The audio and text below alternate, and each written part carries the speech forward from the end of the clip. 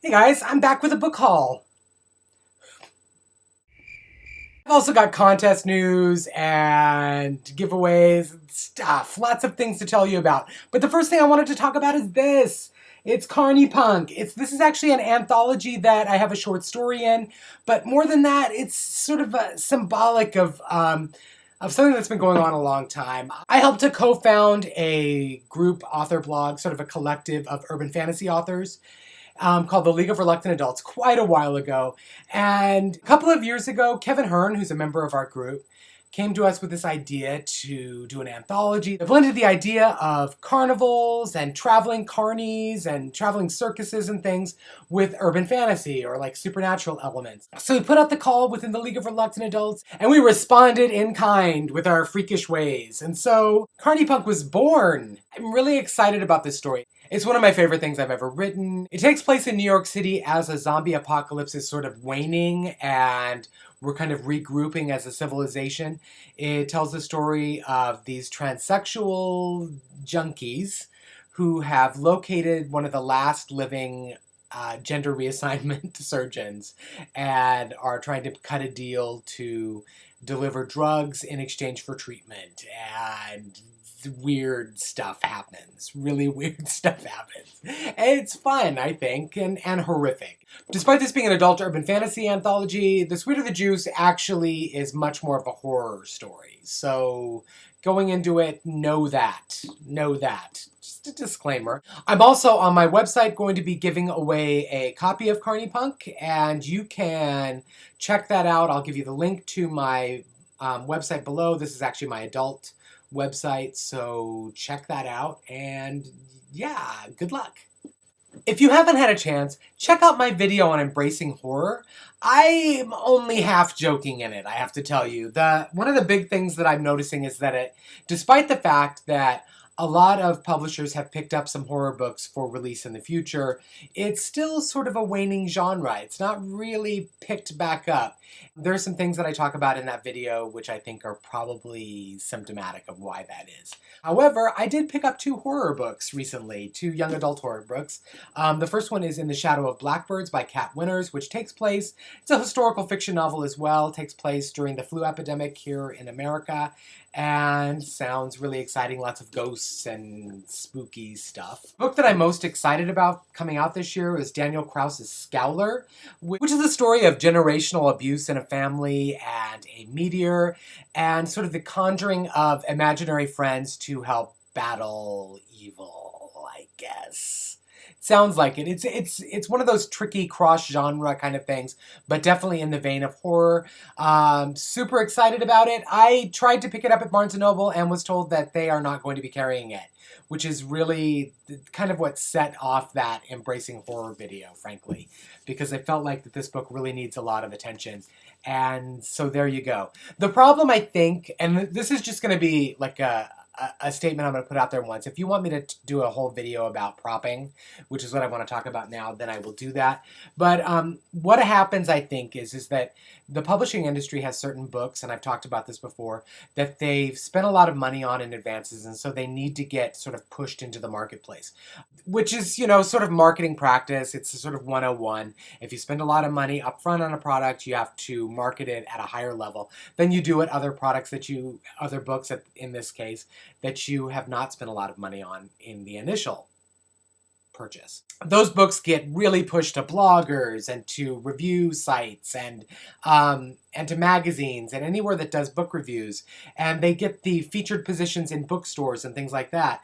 The problem is that we can say, I don't really like that process because it seems like there are a lot of really good books that don't get any attention at all, and that's true. However, I noticed that we do a lot of propping, that people who read a lot tend to really focus on the books more. It's like we buy into that marketing on some level, and we focus on those books more, and we put it out there for people to see, and we sort of pass over things like Scowler, which may have some sort of intense aspects to it that people might be uncomfortable about, but are definitely good books. So, propping. That's called propping.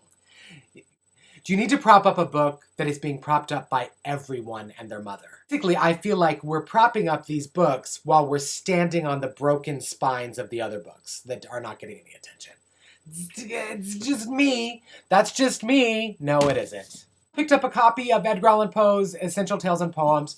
Just feel like it's something, even as a reference guide, I need to have around. And I've read the stuff before, but it doesn't really need to be going into. I went to Goodwill. I hardly ever do this, but decided to go to Goodwill and see what they had on hand in their book section, because they usually have a pretty big book section, and picked up The Abstinence Teacher by Tom Perrotta. Tom Perrotta is one of my favorite satirists, and he writes really darkly comic takes on sort of dysfunctional America.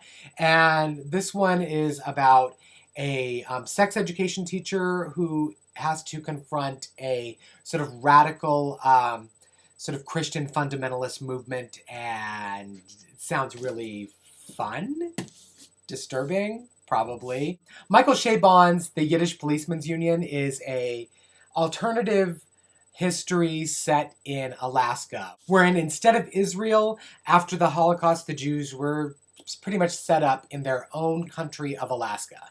There's a murder there, there's a detective, it's very interesting, kind of bizarre stuff. Michael Chabon writes sort of brilliant lyrical prose. It is insanely readable. He writes literary fiction with sort of a genre structure, and it's sort of great. Plus it's got this really great cover, I think. Oh, a sticker! You know I hate stickers. I picked up The Lifeboat by Charlotte Rogan. This is a literary fiction take on a disaster at sea where a woman is set adrift on a lifeboat with a group of people. There are way too many people on the lifeboat, so some really hard decisions have to be made, if you know what I mean. Over at Sumoro's channel, she's been reading a lot of Death Note, and so I was intrigued and thought I would pick it up. Also, I understand that there's a Death Note movie, or movies, and so I really just kind of love these black editions of the book, and so I thought I would give it a shot at some point. It's about this boy who finds a death god's notebook and finds that if he writes the name of a person and the way they died and everything, then that will come true, and madcap hilarity ensues. Not hilarity, I don't suspect. In our library district, Pierce County, they do this thing called Pierce County Reads, where everyone sort of reads the same book, and we get together with the author at a big venue, and there's a discussion and stuff.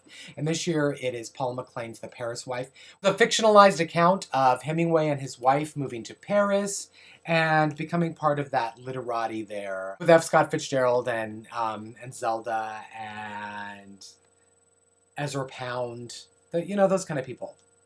Yeah, I'm really excited about reading this. Actually, I was very intrigued by the movie Midnight in Paris, the Woody Allen movie, and loved it. I've seen it actually several times, and so I'm going to read that.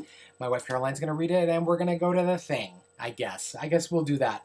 I also picked up Jonathan Evason's The Revised Fundamentals of Caregiving. Jonathan Evason is a local author, and this is supposed to be sort of a wryly, kind of funny take on dealing with grief and things like that. So, yeah, we'll see. We'll see what I think of it.